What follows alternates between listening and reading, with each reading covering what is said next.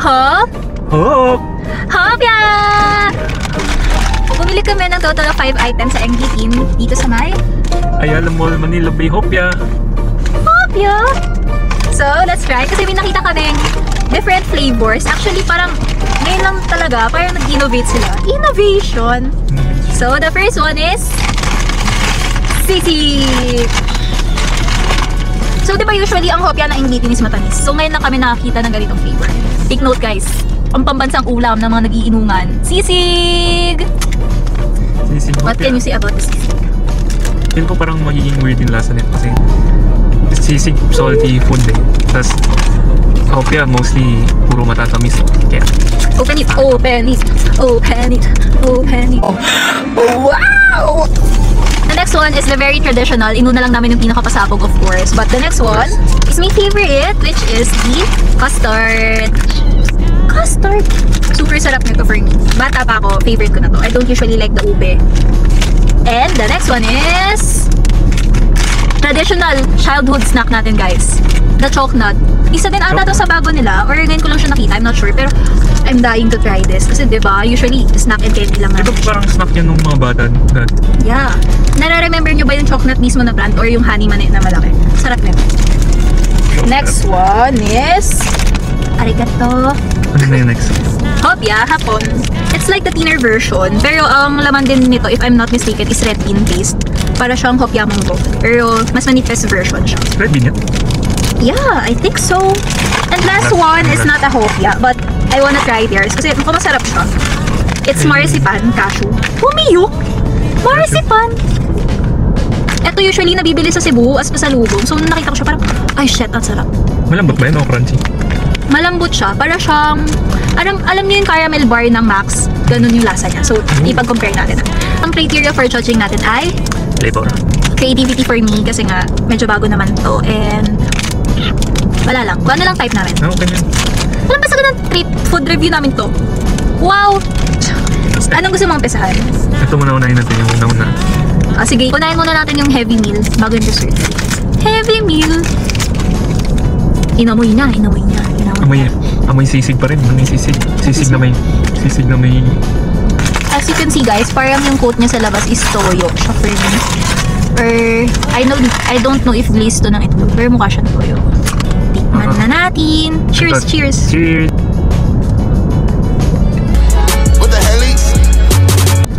Lasang siopaw asado. I swear, lasang siopaw.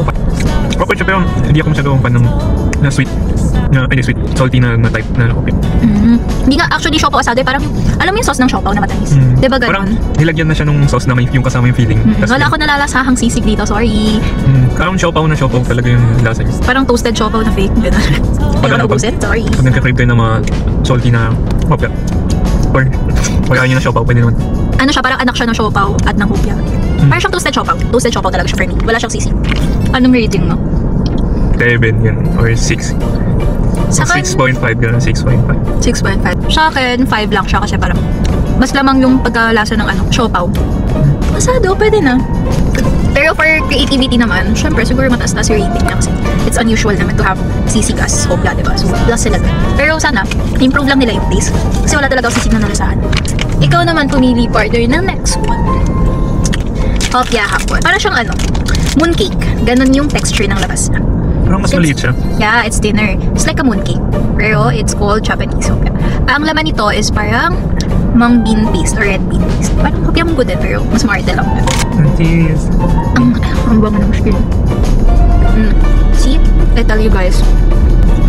Parang siyang red bean paste lang. Okay lang to, pero kung nakaka-umay. Ang rating mo? Ano lang ito Kaya mas okay ito compare sa kanina. Pero mas gusto ko yung matatabang okay. Ito kasi mapet.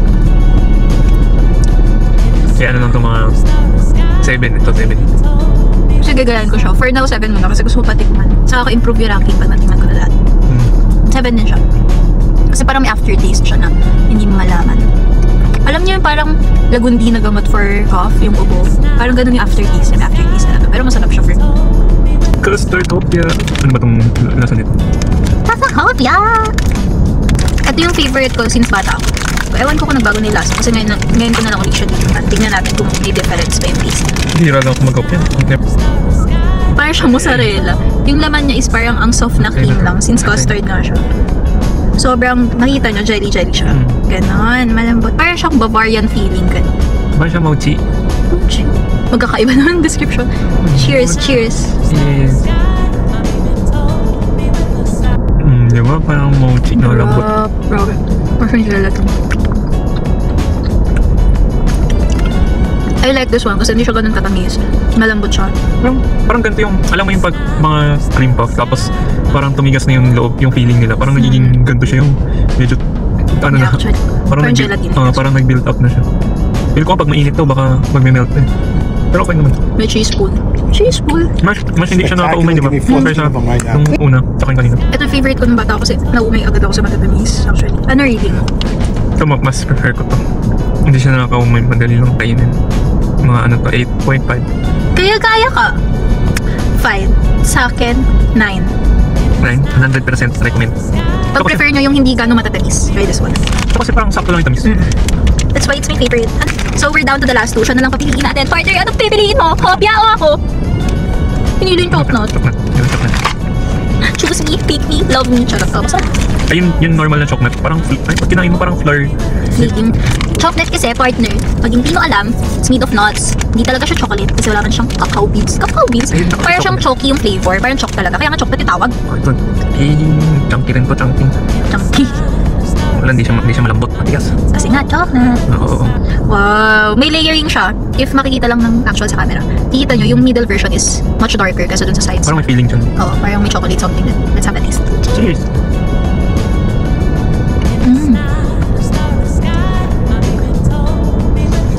Ano lasa? Sarap. Speechless. Not in a good way kasi hindi ko lasa gano'n yung chocolate dito. Matamis lang siya pero onting-onti lang yung pagka-nutty flavor niya. Tapos yung nasa gitna, it's like something na chocolate syrup. Pero dahil doon sa gitna, kaya parang nawawala yung lasa ng chocolate. Kasi yung gitna parang malakas yung flavor nitong chocolate sa gitna. Sobrang 5% ang nalalasahan ko na Chocolate. nutty flavor. Very ikaw.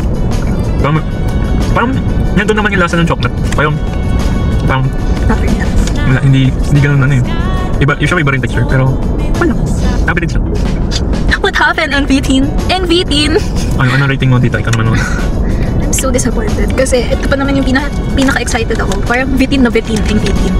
Overpowering yung chocolate feeling mo. May chocolate feeling kasi siya nakalagay dito. Dapat hindi na nila nilagyan ng chocolate feeling for me ha. Kasi hindi ko nalalasahan talaga yung supposedly na flavor niya. So it's gonna be my lowest ranking which is 5. I'm sorry, NV-teen. Ako 5.5 para di parehas ako. Kaya kaya siya guys. Water break. Let's try our cashew marzipan. Sino kasi marzipan? Compared sa lahat, ito yung may pinakamatagal na expiry date since hindi naman siya kopya. So madami na ako na-try na ganun. Tignan natin kung it's up to my standards. Standards! So open it! Open it! So ganito lang siya kaliit. Iko-compare ko sa thumb size ko. So ganito lang. Tapos siyang 1 inch. Cheers. Ang bango niya guys. Wow, ang sarap! Nagdahil sa'yo, nakalimutan ko ang love life ko. It's okay for me.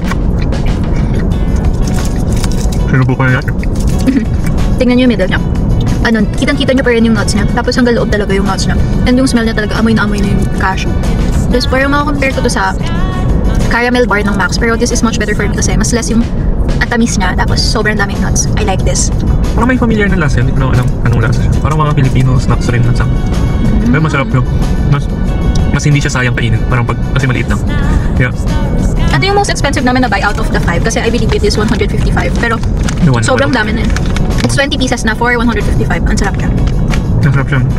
Hindi naman siya kasing pareha sa mga tinikman namin dito. Mga 7 lang to 7. Pero So, masarap. For me, this is gonna be another 9. So we're gonna rank everything from last place to first place. Go. Last place. Ito yung last place ko. Itong hopya hapon.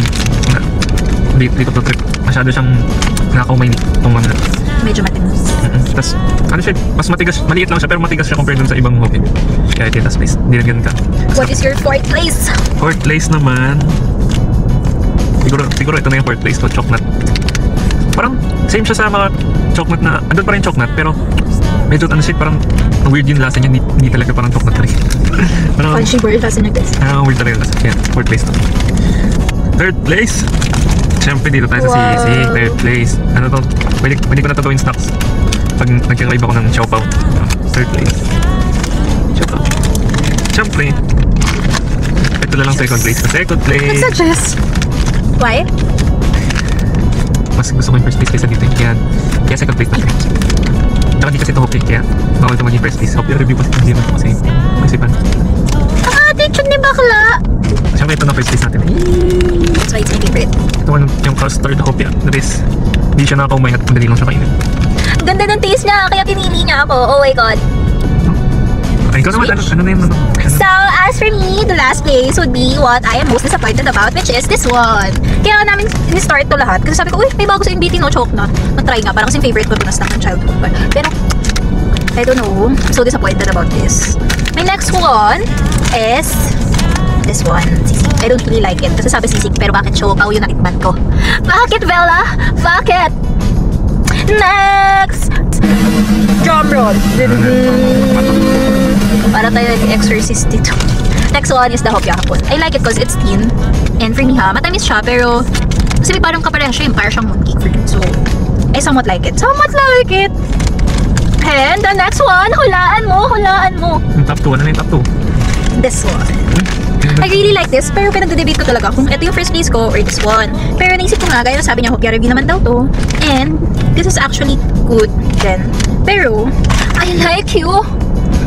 Joke lang. I like this one better kasi ito, hindi, not this! Impostor ka, hopya ka. Charot. I like this one the best. Kasi it's soft. Good siya for oldies. Feel ko malalike na to.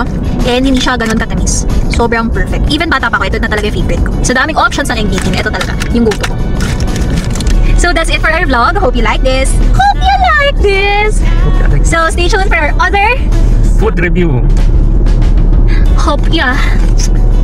Bye!